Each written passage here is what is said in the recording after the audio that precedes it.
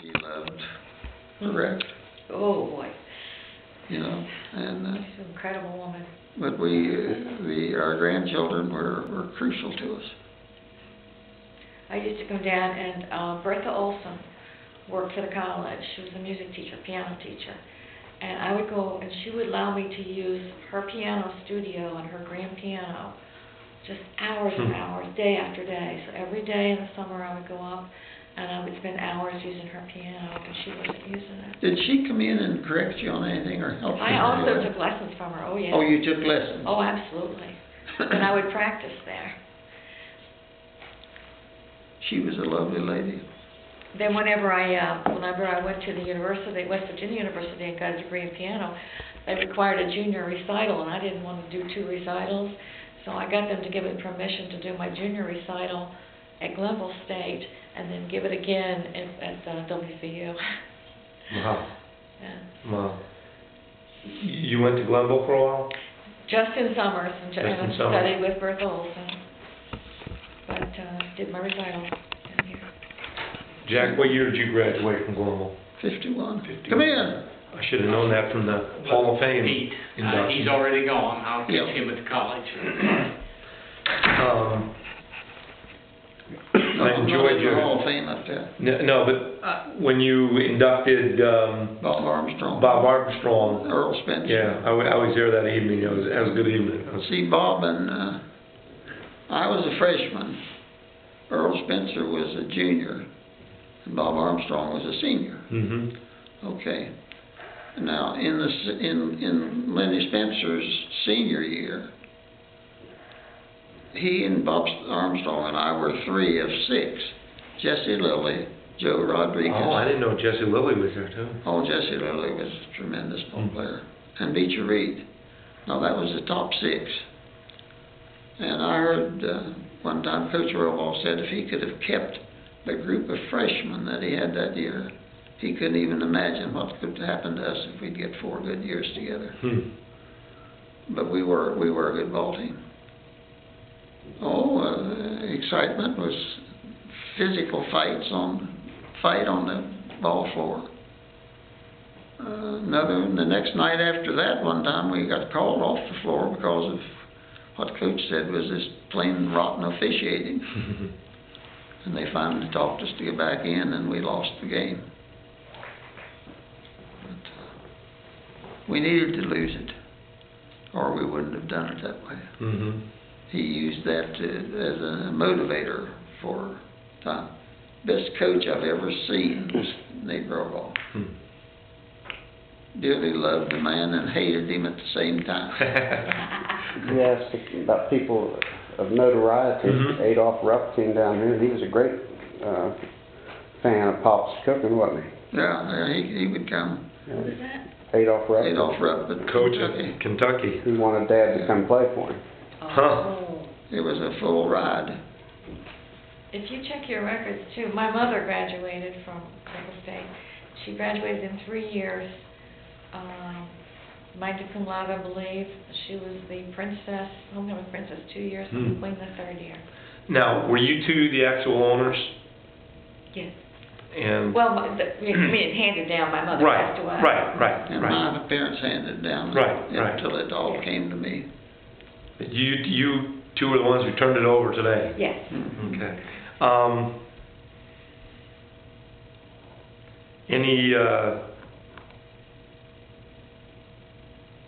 Any second thoughts about the fact that it's gone now and it's been in the family so long? I don't think we could have had a better, his legacy, the word, than to do it with the college. Yeah, I agree. And We've I all think been that so closely related for so long. I'm impressed really with Pete. I am too. I've only known him about a year, but I think the school's going places. Now, who are you? Bob Edwards. Oh, you're the fellow Yes, Spencer. yes, sir. Oh, okay. Yes, sir. See, you had a jacket or something on out there while It must be ago. communications. Maybe you had your Yeah. hat on. I work. I own a radio station in Spencer, and I worked it for 25 years too. But I'm a co-owner of it, and there were some things that were happening. I just decided I wasn't going to do it anymore. The college offered me a job, so I'm working public relations for the college and still do broadcasting for the sports. You used to keep all the ball teams, didn't you, at the hotel? Mm-hmm. Oh, yeah. Yeah. Oh, one time, now Mother and Dad wanted to motivate and inspire his two children in being interested in the family business. So they would go someplace on a weekend or Saturday night for a couple hours. They'd go sit through any kind of a movie just so my sister and I could work. And whatever money we would take in while they were gone was ours. And we didn't have to pay for the contents we sold or anything else. Well, one time while they were out for, I'm not sure whether it was overnight or not, but just a few hours, and Conrad College was playing here on Saturday, and this was a Friday night. And sometimes they stayed with us, and sometimes they would go back after certain games. If a basketball game started at 7, they might get back to Concord that night and get in there at 2 or 3 o'clock in the morning. But anyway, they were going to stay for a football game. 42 of them. Rooms. We rented them rooms in the old hotel building. Served them dinner and breakfast the next morning. How old were your mother then? Oh, I was probably 15 or 16, and she would have been 2 years older. And how much did you get to keep out of that? Every penny of it. They were fair, weren't they? Huh? I think Pop was fair. He didn't care about the money. He did not. He was the only man I ever saw in business that didn't care about the money after he made it. He just loved to make it. My mother's name is Madeline, also Madeline Conrad, Mm-hmm. Kid. You know, just it's for And your now purposes because everybody around her knew her as Madeline. her dad got his teaching degree here. And then he went to when West Virginia University had a group that they called the Mountaineer Squadron for Naval Air Force. And they went to school together down and they became pilots, and some dropped in. Her dad was one of those pilots. And so that took him out of school here. But he took classes there. He had them at West Virginia. And then when he came back, it wasn't any time until he went into business, but he didn't like it. He was not a on the floor businessman. He didn't know when to quit talking. And that's kind. I mean, I don't know. That's not cruel or critical of him at all. But Bill he loves to talk. He was a politician from day one. He went on to become a U.S. District Judge in Clarksburg. And probably one of the most respected federal judges this state has ever had. He probably knew more law than anybody teaching it at WVU. And of course his wife was responsible for a lot of that, because she was his secretary for low many years.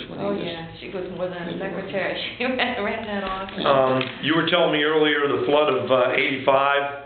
That's when the state had the big flood. Yeah. You get 44 inches of water. 3, 12, 36. Yeah, about that. I'll show you. You come down sometime and I'll show you the mark where it is. In my house. It's down where the corner of 2 doors is a little space in between, and you can see that. So all the bottom floors were affected? Yeah. Gosh. And there were burners in my kitchen stove. In fact, it wasn't. You don't have nothing right now. Gosh. There was all. How long were you closed? Oh, maybe for the motel. Yeah. Well, we still had the upstairs. Right. So we ran a wire from the switchboard part in the box that we could get to, and took it upstairs, and so we had a phone, so we could rent all the rooms upstairs over there. I think it was 13 maybe. Well, have there been any floods that have affected you since then, or? Well, there hasn't been one on the floor since. Okay. How much did you pay? How much did you pay back?